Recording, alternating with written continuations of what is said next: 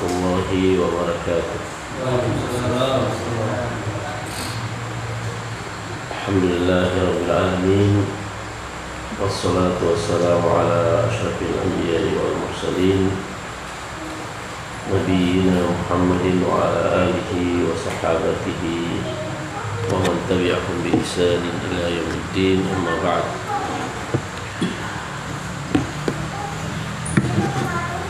Bapak-bapak dan para ikhwas sekalian yang dimuliakan Allah Subhanahu wa taala.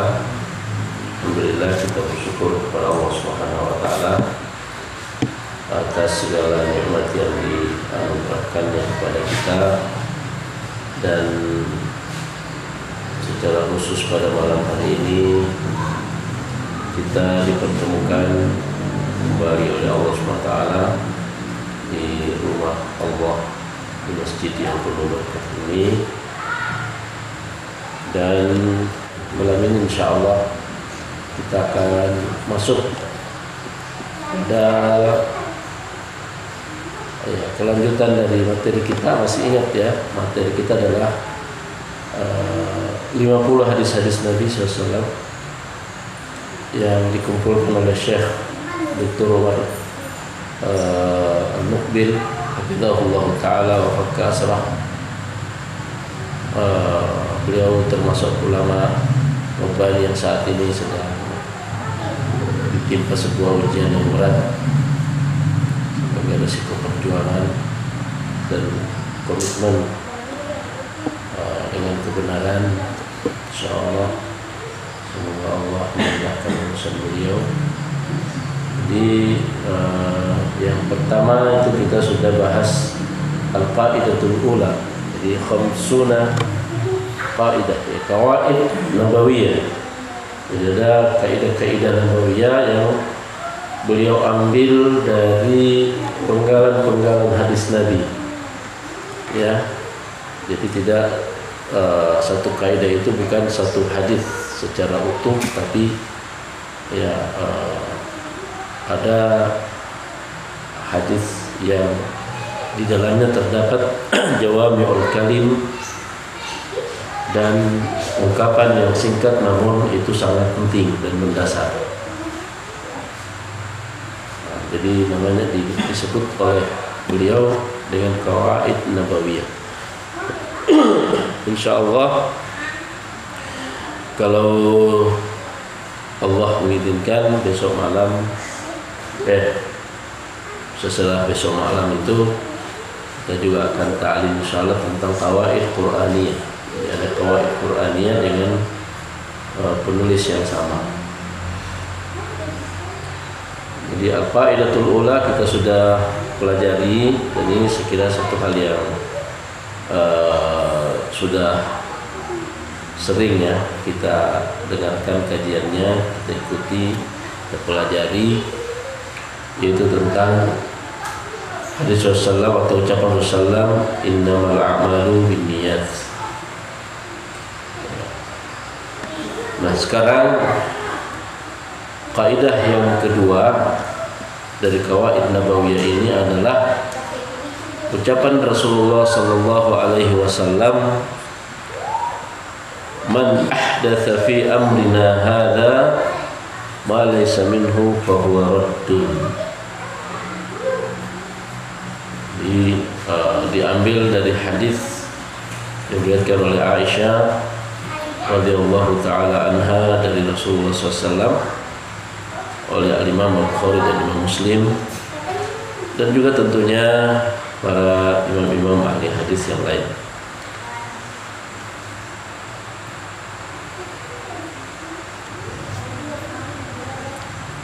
Artinya adalah man, siapa, ahdatsa, melakukan hal yang baru. Jadi ahdatsa itu dari kata hadis. Hadis itu maknanya dua.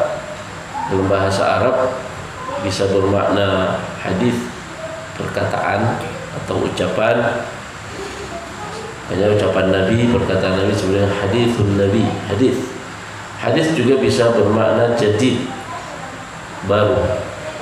Jadi man ahdatsa, siapa yang melakukan hal yang baru fi amrina, dalam urusan kami. Ya, hada, dan dalam urusan kami ini, ma laysa minhu, yang tidak berasal darinya, bahwa raddun, maka itu tertolak. Kata Syekh Dr. Umar hafizahullah taala, hadhihi qaidatun 'azimatun jami'ah. Ini adalah sebuah kaidah yang sangat tinggi, sangat agung, dan dia menghimpun banyak makna di dalamnya. Dan dia merupakan pengiring, ya, pengiring atau pendamping daripada hadis atau kaidah sebelumnya. Kita sebut dengan kaidah sebelumnya, yaitu innamal a'malu binniyat.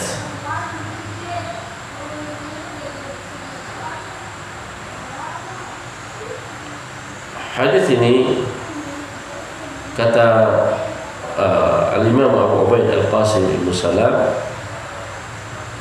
beliau mengatakan jama'a amral akhirah fi kalimatin wahidah. Man ahdatha fi amrina hadza ma laysa minhu fa huwa rad. Rasulullah atau Nabi Muhammad SAW menghimpun segala perkara akhirat di dalam satu kalimat, satu perkataan. Apa itu? Man ahdatha fi amrina hadza ma laysa minhu fa huwa rad. Kenapa dikatakan seperti itu? Karena ini terkait dengan amalan yang kita lakukan, yang merupakan bekal untuk kehidupan akhirat. Makanya beliau mengatakan Allah mengumpulkan seluruh perkara akhirat dalam satu kata, ya, katakanlah satu kata kunci, ya, yaitu barang siapa yang mengadakan suatu amalan yang tidak terdapat di dalam urusan kami Rasulullah, yang di dalam agama kami, maka itu tertolak. Nah, kita bicara tentang akhirat itu bicara tentang amal, bicara tentang perbuatan-perbuatan yang kita ingin semuanya itu bernilai pahala.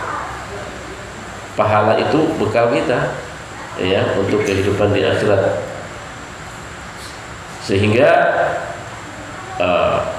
kita harus betul-betul memperhatikan amal perbuatan kita. Kenapa tidak otomatis ketika kita melakukan perbuatan baik itu otomatis langsung diterima?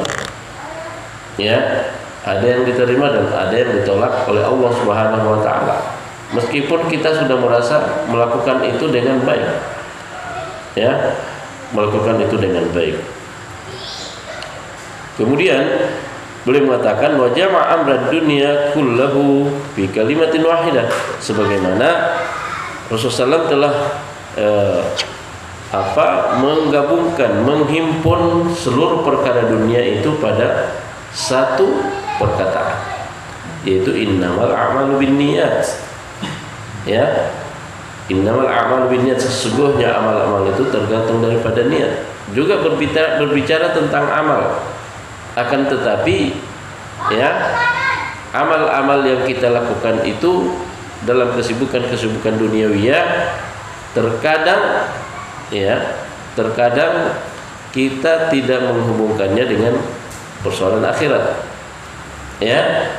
Padahal begitu banyak waktu yang kita buang-buang, yang kita gunakan untuk kesibukan-kesibukan dunia, ya, dan habis semuanya di situ, selesai di situ, selesai di dunia, tidak ada hubungannya ke akhirat.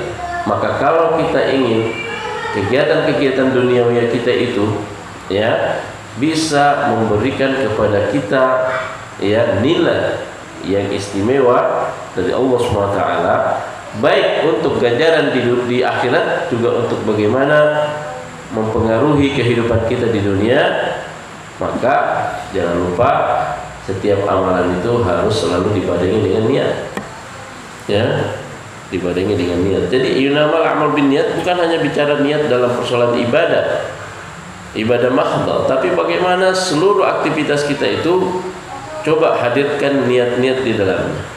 Ya, ketika kita bekerja, apapun pekerjaan kita, memulai pekerjaan kita, apapun pekerjaan dan jenis kesibukan kita, profesi kita, ya selalulah mulai dengan niat untuk mencari keridhaan Allah Subhanahu wa taala.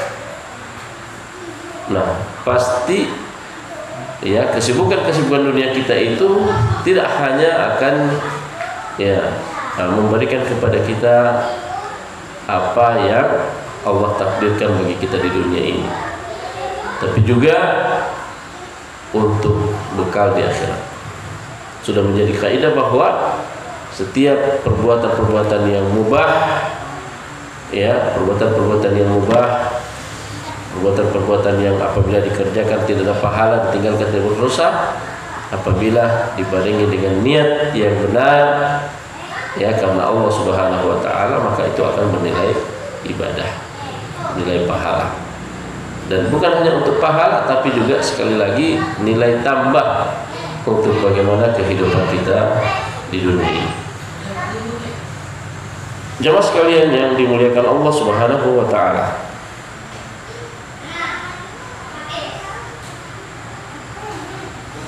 jadi hadis ini dia merupakan sebuah kaidah yang besar dari kaidah-kaidah Islam dan termasuk jawami'ul kalim dari Rasulullah SAW. Jawami'ul kalim itu adalah perkataan-perkataan Rasulullah SAW yang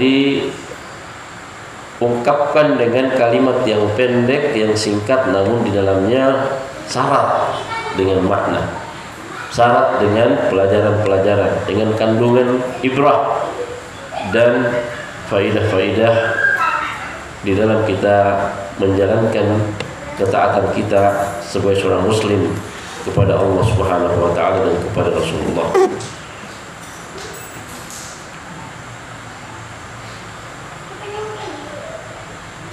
Kemudian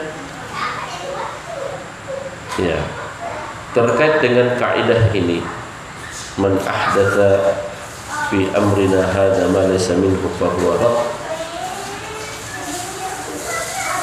Dikatakan di sini bahwa hadis ini dari teksnya itu memberikan kepada kita sekian makna yang bisa kita ambil sebagai faedah daripada hadis ini. Sebagaimana juga secara tersirat. Jadi kalau dalam istilah usul fikihnya ada mafhumnya, ada mantuk, ada mafhum. Kalau mantuk apa yang langsung kita bisa tangkap dari teksnya, dari teksnya. Nah, kalau mafhum apa yang kita bisa pahami dari luar teks, jadi konsekuensi logis daripada teks itu yang kemudian kita bisa tangkap sebagai makna. Nah, saya akan perjelas ini. Beliau mengatakan amma mantuquha, dari segi mantuk, dari segi teksnya beliau mengatakan fa innaha tadullu ala anna kulla bid'atin uhditsat fid din. Beliau mengatakan sesungguhnya menunjukkan, kaidah ini menunjukkan bahwa setiap perbuatan yang dibuat-buat di dalam syariat, dan ini biasa diistilahkan dengan bid'ah, yang dilakukan di dalam agama laisa laha asl fil kitab wa sunnah, yang tidak ada asalnya, tidak ada pokok ajarannya di dalam Al-Qur'an dan juga tidak di dalam sunnah Rasulullah SAW. Apakah itu yang terkait dengan al-bid'ah al-qauliyah, bid'ah yang sifatnya perkataan ataupun pandangan, pemikiran, atau yang sifatnya amal, seperti beribadah kepada Allah Subhanahu wa taala dengan ibadah-ibadah atau praktek-praktek yang tidak disyariatkan oleh Allah dan juga tidak oleh Rasulullah SAW. Maka semua ini Ya, fa inna dzalika kullu, semua ini mardudun ala ashabi. Ini kembali, tertolak dan kembali kepada orang-orang yang melakukannya. Allah tidak berkenan untuk menerimanya. Nah, jadi ini tegas di ucapan Rasulullah SAW ini, bukan ucapan siapa-siapa. Nabi kita Muhammad SAW yang mengatakan hal itu. Dan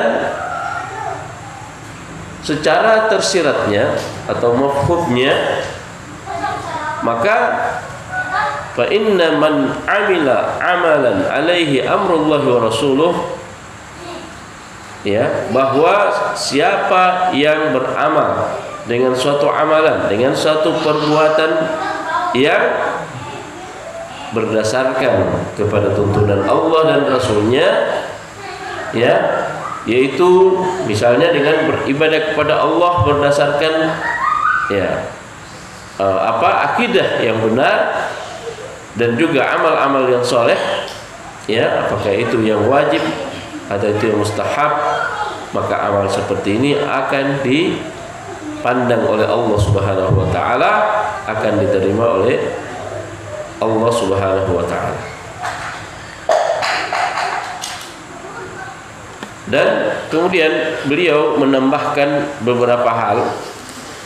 Dia mengatakan di sini yustadallu bihadhil qa'idah ala umur. Kaidah ini dapat dijadikan sebagai dalil, sebagai dasar dan alasan untuk beberapa hal. Yang pertama adalah setiap ibadah yang dilakukan tidak sesuai dengan apa yang dilakukan, yang dilakukan dalam bentuk yang dilarang, ya. Jadi dilakukan dalam bentuk yang terlarang di dalam syariat, maka ini, ya, hukumnya adalah fasid, rusak, ya. Kenapa? Karena tidak dibangun di atas landasan syariat. Dan larangan, ketika itu adalah sesuatu larangan, maka kaidah usul fikihnya adalah an-nahyu yaqtadi al-fasad. Setiap larangan itu akan, ya, mengantar kepada kerusakan. Jadi apa yang dilarang kita lakukan, maka itu dengan sendirinya menjadi sesuatu yang rusak, ya, yaqtadi al-fasad.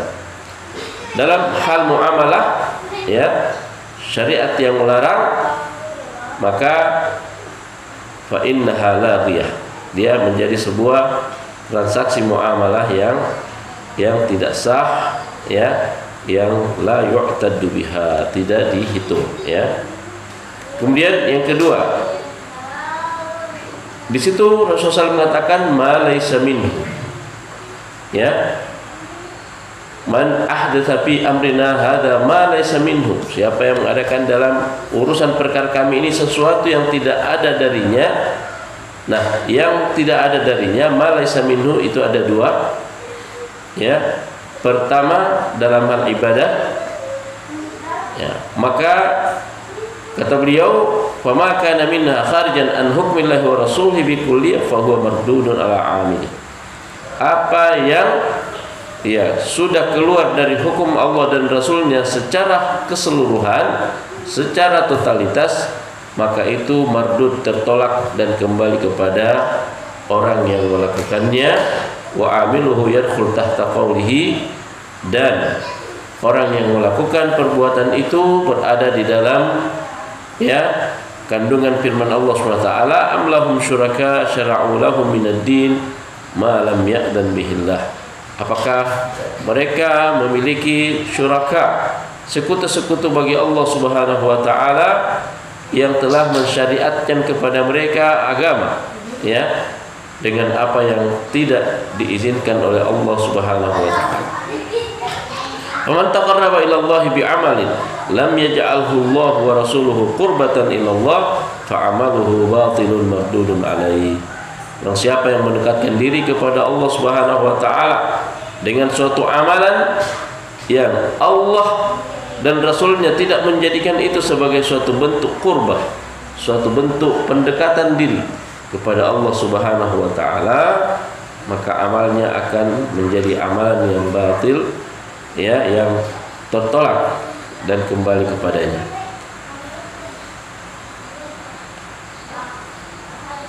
Ya. Beliau mengatakan di sini wa huwa syabihun bihalil ladzina kanat salatuhum indal baiti muka'an wa tasdiya. Ini sama dengan misalnya orang yang melaksanakan sholat. Jadi dia laksanakan sholat ya, bahkan di dalam Masjidil Haram, tapi dengan gaya-gaya yang tidak diajarkan di dalam syariat. Jadi dia mau melakukan yang baik, ya, dia melakukan sholat, mereka melakukan sholat, ya, tapi dia lakukan itu bukan dengan cara yang diajarkan di dalam syariat Allah SWT, ya, bahkan dengan cara yang terlarang, ya, ya. Dikatakan juga sini kaman taqarraba ila Allah Ta'ala bisama'il malahi. Ada orang yang berniat mendekatkan diri kepada Allah Subhanahu wa taala dengan mendengarkan ya sesuatu yang dilarang misalnya di dalam syariat. Ya. Seperti nyanyian-nyanyian yang diiringi dengan musik dan ya di dalamnya ada aroma-aroma syahwat, ya, belum lagi lirik-liriknya yang penuh dengan perkataan-perkataan yang jorok, ya, dilakukan juga dengan cara-cara yang mengumbar nafsu, ya, maka ini adalah merupakan muhdatsat. Jadi ada orang-orang yang melakukan sesuatu dengan niat yang baik, ya, dan seolah-olah itu menjadi bagian dari agama, ya, sangat mirip dengan ajaran agama, maka inilah yang disebut dengan muhdatsat. Wa kadzalika man taqarraba bi ibadatin nuhiya anha bi khususiha, kaman shama yawmal 'id atau shalla fi waqtin nahi. Ya, begitu juga dengan orang-orang yang ya mendekatkan diri kepada Allah dengan ibadah yang terlarang secara khusus. Ya, jadi bukan secara umumnya, tapi ada saat-saatnya yang dilarang. Misalnya apa? Berpuasa. Puasa itu adalah sesuatu perintah dari Allah SWT. Dan misalnya saya mau puasa hari Id, ya, puasa Idul Fitri, puasa Idul Adha, ya, Rasulullah SAW sudah melarang dan mengatakan haram orang berpuasa pada hari, tapi dia ya tetap ngotot melaksanakan puasa pada hari raya. Nah, ini termasuk muhdatsat, ya, hal-hal yang baru di dalam agama Allah Subhanahu wa taala. Au shalla fi waqtin nahi, atau melakukan sholat pada waktu yang terlarang. Ya. Adapun orang-orang yang mengerjakan amalan ya yang pada asalnya disyariatkan dan menjadi satu bentuk pendekatan kepada Allah Subhanahu wa taala, thumma adkhala fihi ma laysa bimasyru', kemudian dia memasukkan di dalam ya ibadahnya itu sesuatu yang tidak disyariatkan, fa hadza mukhalifun aidan lisyariah, maka ini juga menyelisihi syariat sesuai dengan kadar ya atau ukuran dia melakukan ya kesalahan di dalamnya. Jadi kita berhati-hati terutama dalam ibadah mahdhah, ya, jangan melakukan hal-hal yang bisa menghilangkan keabsahan daripada sholat kita misalnya. Ya, begitu juga dalam berpuasa. Ya, kenapa? Karena itu mungkin tidak akan kita katakan sampai pada derajat tertolak. Ya, kita tidak bicara tertolak atau diterima, tapi hal-hal seperti ini kata beliau membutuhkan tafsir, perincian-perincian. Jadi harus dikaji lagi. Ya, mungkin termasuk dalam contohnya ini ketika kita sholat, ya, sambil bersih-bersihkan kuku, ya, mana begitu, sholat sambil bersih-bersihkan kuku. Bahkan ada sholat korek-korek telinga, dilihat lagi. Kalau di Saudi itu anak-anak muda itu biasa gini-gini tangannya. Lihat jam, sedikit lihat lagi jam. Nah, ini tidak sampai pada mungkin derajat bid'ah yang kemudian mengeluarkan dari syariat, tapi ini akan yukhillu, ya, merusak ya bisa mengurangi keabsahan daripada sholat kita, dan karena itu kita harus berhati-hati, ya, jangan sampai kita terkena di dalam kaidah ini sehingga amalan kita tertolak, ya. Kata beliau tadi itu ada perincian-perinciannya, ya, karena beliau tidak merinci, saya juga tidak merinci lagi karena ini banyak, ini kaitannya banyak ini dengan persoalan orang itu paham atau tidak paham, orang itu melakukan itu darurat atau tidak, itu banyak lagi, ya. Nah, kemudian beliau juga mengatakan di sini abbara anid-din bil amr tanbihan ala anna hadzal din huwa amruna alladzi nahtammu lahu wa nashtagil bihi. Perhatikan, beliau di dalam hadis itu, ya, man ahdatsa fi amrina. Kata amrina itu, ya, secara bahasa artinya apa? Urusan kami. Kata amr itu urusan. Jadi amruna, amrina itu urusan kami. Ya. Dan yang dimaksud oleh beliau di situ adalah agama Islam, adalah agama ini. Jadi Rasulullah SAW, ya, tidak mengatakan fi dinina, ya, man ahdatsa fi dinina, siapa yang melakukan sesuatu hal yang baru dalam agama kami, ya, dalam urusan kami, yang maknanya agama kami. Tapi kenapa Rasulullah SAW tidak mengatakan dinina tapi amrina, ya, kata para ulama untuk menjelaskan kepada setiap muslim bahwa persoalan terbesar di dalam hidup kita ini adalah persoalan agama, ya, persoalan agama. Siapapun dia yang merasa sebagai umat Islam, sebagai pengikut Nabi Muhammad SAW, hendaknya dia menjadikan perkara agama itu adalah perkara yang paling pokok di dalam hidupnya, ya. Bukan perkara apa dimakan besok, bukan perkara apa yang mau dipakai di pesta, ya. Bukan itu yang kemudian menjadi perkara pokok di dalam hidup kita, sehingga kita berpikir habis-habisan. Malam kita berpikir sampai tidak bisa tidur, siang pun kita larut di dalam kegiatan-kegiatan, pekerjaan-pekerjaan yang tidak ada kaitannya dengan agama Allah Subhanahu wa Ta'ala. Inilah yang menjadikan juga umat Islam itu mengalami yang namanya kelemahan, bahkan kemunduran, karena mereka tidak lagi menjadikan urusan agama urusan paling pokok.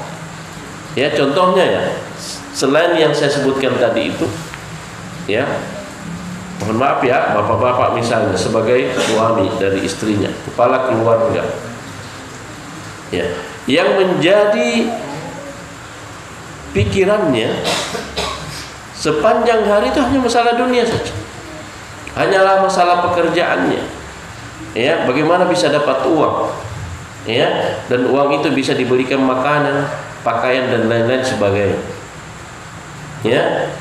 Bagaimana istri juga berpikir bagaimana bisa dapat uang dari suami agar bisa beli pulsa, agar bisa beli perhiasan, ya, dan berbagai macam hal-hal yang sama sekali hanya urusan dunia saja, ya. Dan itu terbawa-bawa juga kepada anak-anak kita, karena kita yang telah menuntun mereka ke arah yang seperti ini, ya.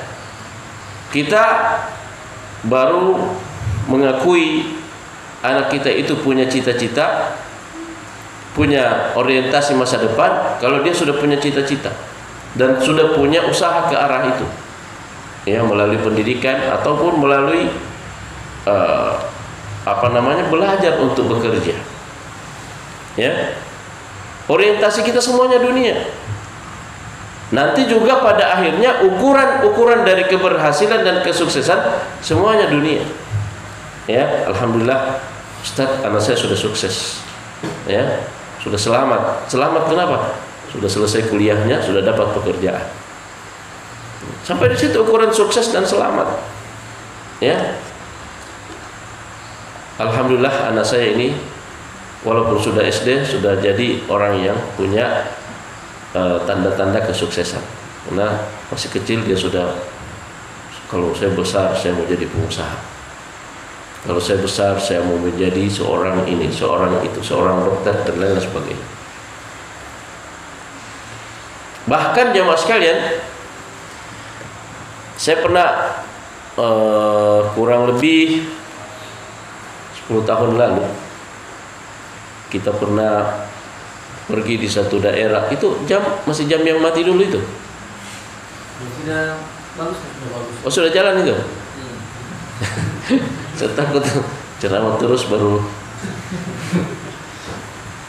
Jadi saya berada di satu tempat yang sangat terpencil. Antum mungkin tidak percaya kalau di Pulau Jawa yang menjadi ukuran kemajuannya Indonesia itu diukur dengan Pulau Jawa. Ternyata di Pulau Jawa itu di Jawa Timur ada satu kampung itu sangat terpencil dan terisolir. Untuk terisolir, tertutup. Kenapa? Karena kampung ini berada di sebuah pinggiran sungai, dan sungai tepatnya sudah dekat muara, ya. Dan sebagian dan ke situ orang ada semacam itu daratan di tengah sungai, delta ya, di muara. Di seberangnya itu tempat perkampungan orang. Kepala desanya pun jarang sekali ke situ. Camatnya tidak pernah. Sampai apalagi wali kotanya atau bupatinya tidak pernah. Kerjanya orang di situ apa? Ya, bekerja sebagai buruh tambak. Dibilang buruh ya. Orang yang bekerja di tambak. Kayak di sini kayak di Apa kalau di sini itu namanya? Empang. Ya. Ya, itu bekerja di tambak. Mereka bekerja semuanya, ya, tidak ada yang punya tambak sendiri. Rata-rata semuanya tidak ada, 100% itu pekerjaan. Tidak ada orang yang kerjanya lain, ya. Listrik tidak ada di situ, listrik tidak ada. Ini di Jawa ya. Sekolahnya itu Pak, kalau Bapak masuk ke situ, menangis lihat sekolahnya, ya, itu sudah bocor-bocor semua atapnya. Kalau anak-anak belajar hujan pasti basah. Dan hanya 3 ruangan saja. Hanya 3 ruangan itu untuk SD. Jadi setelah tamat di situ anak-anak sudah. Apa cita-cita? Ditanya. Waktu itu kami tergabung dalam sama teman-teman. Waktu itu saya sempat belajar sekolah konsultan pendidikan di Surabaya 7 bulan. Jadi kita yang waktu itu satu angkatan pergi ke sana, ada sekitar 20 orang. Jadi, anak-anak sekolah itu kita bawa satu persatu, masing-masing bawa 1 orang. Itu kita tanya, kalau besar nanti cita-citanya apa? Dia bilang nambah. Ya. Jadi cita-citanya itu nambah. Jadi keberhasilannya dia itu nanti kalau bisa seperti bapaknya. Ya. Dan dari sekitar 25 orang siswa itu, ada 2 kelas, itu hanya 1 yang bercita-cita jadi guru. Ya, yang lainnya tidak tertarik dengan sekolah itu. Cuma karena disuruh orang tuanya ke sekolah, ya, hanya 1 yang mau jadi guru. Tapi bagi mereka itulah ukuran kesuksesan. Ya, saya mau sampaikan ini, bahkan maksud saya itu sampai orang yang kehidupannya juga sangat sederhana seperti itu, dia juga ada ukuran kesuksesannya, tapi kesuksesannya sampai di situ juga. Ya, bagaimana nanti tetap mempertahankan kehidupan dengan bisa makan, dengan bisa berpakaian. Nah, Rasulullah SAW padahal sudah memberikan pada kita pelajaran ini. Rasulullah SAW sering menyebut agama ini dengan urusan kita, urusannya umat Islam. Itulah yang kemudian disampaikan oleh Nabi kepada para sahabat, ya, diajarkan kepada para sahabat, sehingga para sahabat itu sudah urusan agama itu soal pertama. Ya, jadi kalau sudah datang waktu Rasulullah menyampaikan pelajarannya, mengajarkan agama ini, ya, mengajarkan nasihat-nasihatnya, tiba saatnya waktu sholat, sudah mereka sudah pada berkumpul semua. Ya, bahkan sebelum azan dikumandangkan pun mereka sudah siap-siap untuk sholat. Ya, itu salah satu bentuk daripada perwujudan seorang yang sudah menjadikan agama sebagai urusan tertingginya di dalam kehidupan. Ya. Nah, kalau kita kan tidak, ya, kita maksudnya ini sebagian orang seperti itu, ya. Jadi urusan agama nanti termasuk kalau sudah persoalan salat ini, ya persoalan yang sepersekian dari agama. Tapi dia adalah hal yang sangat prinsip dalam agama. Ya, tapi yang hanya mengambil waktu kita, ya, hanya sepersekian 0,00 sekian dari seluruh waktu kita siang malam, itu masih juga kita, ya, masih juga kita tidak memberikan perhatian sebagaimana mestinya. Ya, sudah azan masih asik dengan pekerjaan, ya, nah, masih asik dengan dunia, ya, urusan dunia, bahkan sudah qomat sekalipun, ya, kalau orang sudah qomat dia bilang, wah, masih dapat rakaat ketiga, ya, yang penting masih bisa dapat berjamaah, ya. Ada juga yang penting masih dapat orang yang masbuk, kan begitu kan. Jadi selalu, ya, kita tidak menjadikan agama ini sebagai perkara yang pokok, dan itu kita tularkan kepada istri kita, kepada anak-anak kita. Nah, kira-kira seperti apa beratnya pertanggungjawaban kita di hadapan Allah SWT. Ya, kalau itu nanti penyebabnya itu adalah kita sampai menurun kepada cucu-cucu kita. Semuanya orang-orang yang hanya kenal yang namanya dunia ini. Di atas bumi ini mereka hanya kenal yang namanya kehidupan dunia. Kesuksesan itu adalah kalau kita berhasil, ya, menyekolahkan anak-anak menjadi sarjana semuanya, ya, punya pekerjaan, sudah sukses, alhamdulillah sukses. Kan masih seperti itu sekarang. Ya, persepsi kita tentang kesuksesan masih sebatas itu. Ya, makanya Rasulullah SAW itu sering menyebutkan bahwa agama ini menyebutkan dengan urusan kami, perkara kita, urusan kita. Dan Rasulullah SAW mengajarkan doa juga kepada kita. Ya, mari kita biasakan berdoa dengan doa ini. Ya, Rasulullah mengatakan, Allahumma aslih lana dinana alladhi huwa ismatu amrina. Ya Allah, jadikan, perbaikilah agamaku yang merupakan urusan terbesar, urusanku yang terbesar dalam kehidupan ini. Nanti setelah itu baru aslih lana dunyana alladzi fiha ma'ashuna, dan perbaikilah duniaku yang di situ kami mendapatkan yang namanya kehidupan, ma'aish, ya, dan perbaiki akhirat kami yang disitulah kami akan kembali. Nah, kemudian jemaah sekalian rahimakumullah,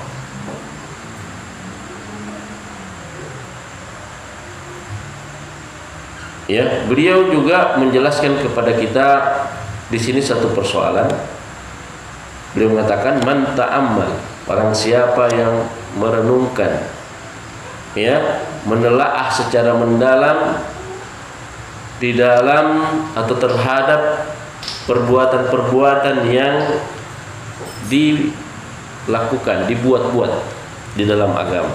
Jadi saya jelaskan sekali lagi, mungkin ada yang belum mengerti apa itu pekerjaan yang baru dalam agama, perbuatan yang baru dalam agama, perbuatan yang dibuat dalam perbuatan yang baru dalam agama itu adalah perbuatan yang tidak dikenal di dalam tuntunan syariat Allah dan Rasulnya. Ya, itu dianggap baru. Sebagaimana Imam Malik mengatakan, malam yakun yauma idzin dinan fala yakunul yauma dinan. Apa yang di zaman Nabi SAW itu tidak menjadi bagian daripada agama Islam, maka hari ini pun, kata Imam Malik, tidak akan pernah menjadi bagian dari agama Islam. Beliau mengatakan di sini, siapa yang merenungkan tentang melakukan hal-hal yang baru dalam agama tanpa tuntunan Allah dan Rasulnya itu, maka dia pasti akan menemukan di dalamnya banyak sekali kerusakan-kerusakan. Ya, banyak sekali kerusakan-kerusakan. Ya, saya sebutkan di antaranya yang beliau sebutkan di sini. Pertama, anna fil ibtida' fid din naw'an minal istidrak ala sahibi syara'. Ya. Bahwa orang yang membuat hal-hal yang baru tidak sesuai tuntunan dari Nabi Muhammad SAW, itu adalah merupakan suatu bentuk, ya, suatu bentuk istidrak kepada pemilik syariat. Apa itu istidrak? Suatu bentuk pelecehan, ya, pelecehan terhadap orang yang membuat syariat ini, pemilik syariat ini. Siapa pemilik syariat itu? Allah Subhanahu wa taala. Dan Allah Subhanahu wa taala sudah menyempurnakan agama ini. Ya, al-yauma akmaltu lakum, kata Allah Subhanahu wa taala dalam Al-Qur'an. Pada hari ini aku telah menyempurnakan agama. Nah, artinya apa? Agama ini sudah sempurna. Agama Islam ini sudah sempurna, sudah cukup bagi kita agama yang datang dari Allah dan Rasulnya. Tinggal kita pelajari saja, pelajari agama. Itu sudah cukup. Itu sudah mencakup semua kebutuhan-kebutuhan kita dalam kehidupan ini. Jawaban-jawaban terhadap permasalahan kita dalam hidup ini semua sudah ada di dalam ajaran Islam. Allah sudah menyempurnakan. Yang kedua, itu juga akan menjadi pelecehan kepada Rasulullah SAW sebagai penyampai risalah dari Allah Subhanahu wa taala. Jadi bisa jadi dua-duanya dilecehkan atau salah satu dari keduanya dilecehkan. Ya, agama sudah disempurnakan, tapi kita menganggap masih kurang. Biasanya orang-orang yang membuat itu menambah-nambah itu karena menganggap masih kurang. Buat apa ditambah-tambah kalau sudah sempurna? Padahal Allah SWT mengatakan sudah disempurnakan agama. Nah, oke. Saya terima agama ini sudah sempurna. Tapi saya masih membuat hal-hal yang baru. Ya. Nah, berarti yang Anda lecehkan bukan Allah. Karena Anda menerima bahwasanya Allah sudah menyempurnakan agama ini. Berarti yang kena adalah siapa? Rasulullah SAW. Ya, tudingan yang akan terarah kepada Rasulullah SAW adalah bahwasanya Rasulullah ya belum menyampaikan secara sempurna risalah dari Allah Subhanahu wa taala. Ya, berarti ini pelecehan kepada Nabi, bahwasanya Nabi itu berkhianat terhadap risalah. Berarti agama Allah yang sudah sempurna itu tidak disampaikan secara utuh oleh Nabi Muhammad SAW. Inilah yang dikatakan oleh Imam Malik. Beliau mengatakan, ya, man ibtada'a fil Islam bid'atan yarahu hasanah, barang siapa dalam Islam melakukan suatu perbuatan bid'ah yang dia anggap baik, ya, faqad za'ama, sungguh dia telah ya menuduh anna Rasulullah sallallahu qad khana risalah, bahwasanya Rasulullah SAW telah mengkhianati risalah dari Allah SWT. Tugasnya sebagai Rasul untuk menyampaikan. Bahkan dalam Al-Quran dengan tegas Allah mengatakan, ya ayuhar Rasul, wahai Rasulullah, wahai Nabi Allah, wahai Nabi Muhammad, balik ma unzila ilaik, ya, sampaikan apa saja yang telah diturunkan kepadamu. Fa illam taf'al, apabila engkau tidak melakukannya, tidak menyampaikan apapun yang Allah sudah turunkan kepadamu, fama ballaghta risalatah, maka Anda dianggap wahai Muhammad tidak menyampaikan risalah dari Allah SWT. Jadi kalau kita sudah menerima Allah menyempurnakan agama ini lalu kita masih tambah-tambah, berarti kita yang menuding Nabi Muhammad SAW telah mengkhianati risalah ini. Ya. Nah, oleh karena itu jamaah sekalian yang dimuliakan Allah Subhanahu wa taala, ya, kita harus betul-betul memperhatikan bagaimana cara kita beragama ini. Ya, kita sebetulnya kalau mau selamat, kita tinggal mau belajar, pelajari agama ini, pelajari dari Al-Quran, pelajari dari hadis-hadis Nabi SAW. Ya, maka itu sudah cukup. Kata Ibnu Mas'ud, ittabi'u wa la tabtadi'u faqad kufitum. Ya, ittiba', ikuti Nabi SAW, ikuti sunnahnya, ikuti ya ajaran Rasulullah SAW, tuntunan Rasulullah SAW. dan jangan bikin hal-hal yang baru, hal yang tidak sesuai dengan tuntunan Nabi SAW. Sungguh kalian sudah dicukupkan oleh Allah SWT dengan apa yang datang dari Rasulullah SAW.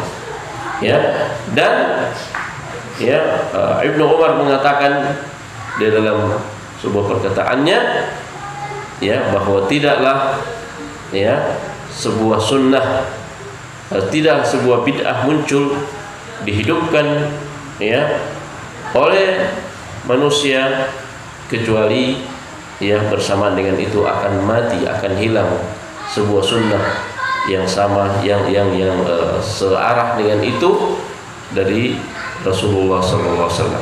Jadi satu bid'ah dimunculkan itu akan menghilangkan satu sunnah dari kehidupan kita. Nah, kenapa pada zaman-zaman seperti sekarang ini dikatakan ada namanya as-sunnah al-mahjurah, sunnah-sunnah yang telah ditinggalkan, sunnah-sunnah yang telah diabaikan? Kenapa? Karena ya perbuatan-perbuatan yang tidak sesuai dengan Rasulullah SAW itu tumbuh di mana-mana, berkembang bagaikan jamur di musim hujan. Ya. Nah, salah satu penyebab dari semua itu adalah karena kita enggan dan masih malas untuk belajar agama ini, ya, untuk belajar bagaimana tuntunan-tuntunan dari Rasulullah SAW. Beliau tidak meninggalkan dunia kecuali ya segala kebaikan-kebaikan telah diajarkannya kepada umatnya, telah diwariskannya kepada para sahabat dan umat Islam hingga akhir zaman. Terakhir, jemaah sekalian yang dirahmati Allah Subhanahu wa taala,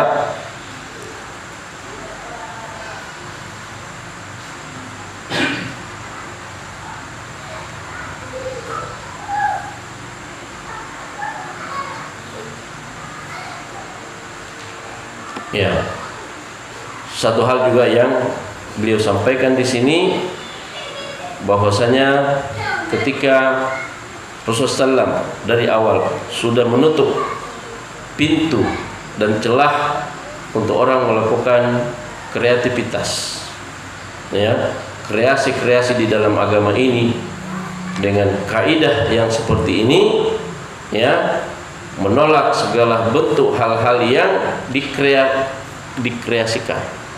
Ya, kadang-kadang orang kalau sudah terlalu kreatif, agama juga ya dikreasikan, ya, macam-macam dibuat dengan niat-niat yang baik. Ya, niatnya baik, ya. Jadi niat itu tidak cukup untuk berbuat kebaikan. Niat tidak cukup, bapak-bapak sekalian. Ya, pertama motifnya yang akan dilihat oleh Allah kalau kita apapun yang kita lakukan. Pertama motifnya, karena Allah atau tidak. Ya, karena sudah selamat karena Allah. Dilihat lagi apanya, caranya lagi. Ya, cara melakukannya itu seperti apa. Jadi tidak sampai hanya sampai di niat saja, tidak cukup hanya sampai di niat, tapi harus dilihat juga caranya, kaifiatnya bagaimana. Nah, inilah yang menjadi dasar, bahwa yang menjadi ukuran diterima dan tidaknya amalan kita itu dia sesuai dengan syariat atau tidak. Nah, kata beliau, ditutupnya oleh Rasulullah SAW celah munculnya berbagai ya perbuatan-perbuatan yang baru di dalam agama ini. Sebetulnya ini merupakan ya wujud dari rahmat Allah Subhanahu wa taala kepada umat ini, agar Islam ini ya tetap terjaga dan kemudian tidak dibangun di atas dasar teori-teori, pandangan-pandangan ya para rijal, ya orang-orang yang kemudian ditokohkan, ya seperti dalam ya mohon maaf agama-agama lain yang kemudian ya ajaran nabinya sudah terkikis, ya yang diamalkan adalah ajaran-ajaran dari para tokoh, ya yang datang dengan alasan ya membawa suatu ajaran ya pembaharuan, ya istilahnya dia pembaharuan untuk ya mengganti ya syariat-syariat Nabi yang sudah dipandang tidak lagi cocok, ya, dan kemudian dia melahirkan pemikiran-pemikiran baru, dan itu yang kemudian diikuti, sehingga apa yang terjadi ya agama ini pun jadi terpecah-pecah, ya menjadi kelompok-kelompok menjadi firqah-firqah yang setiap firqah atau kelompok itu ya menjadikan tokoh perintis kelompok itu sebagai apa? Sebagai dasar ya di dalam melaksanakan ya amal-amal ibadah, untuk melaksanakan perbuatan-perbuatan baik yang mereka anggap sebagai ajaran dari agama mereka. Padahal itu bukan lagi berasal dari nabi yang membawa agama itu dari Allah Subhanahu wa taala. Jadi ini rahmat untuk menjadikan Islam ini tetap terjaga, walaupun juga di dalam Islam tetap ada yang namanya orang-orang yang senang untuk tidak bersama di dalam barisan Rasulullah SAW dan para sahabatnya. Mudah-mudahan pelajaran kita pada malam hari ini memberikan kepada kita satu motivasi ya untuk kita bisa lebih banyak belajar, lebih banyak ngaji ya, mengikuti taklim para ustaz ya, agar apa? Agar kemudian kita bisa memastikan bapak-bapak dan ikhwas sekalian bahwa kita ini tidak dalam keadaan tertipu ya, tidak dalam keadaan nyasar di dalam perbuatan-perbuatan kita, di dalam orientasi hidup kita ya, yang nantinya juga akan mengakibatkan kita rugi dan bisa tersesat dari jalan Allah Subhanahu wa taala. Mudah-mudahan bermanfaat. Subhanakallahumma bihamdik, asyhadu an la ilaha illa anta, astaghfiruka wa atubu ilaik. Wassalamualaikum warahmatullahi wabarakatuh.